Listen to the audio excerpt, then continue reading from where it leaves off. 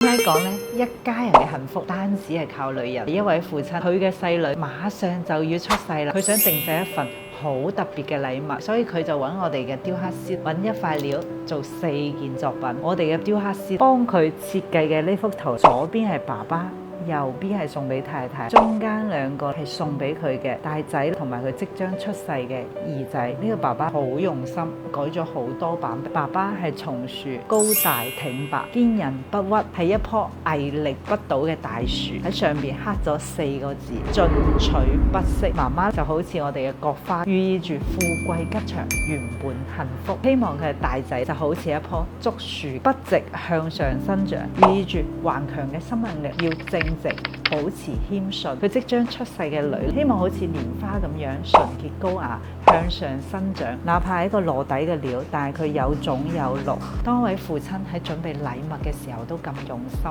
你話佢平時係幾咁花心思，呢個家庭唔幸福都難。咁樣嘅古仔同埋禮物有冇感動到你？不妨我哋喺評論區交流一下。關注錢錢，買翡翠唔踩坑。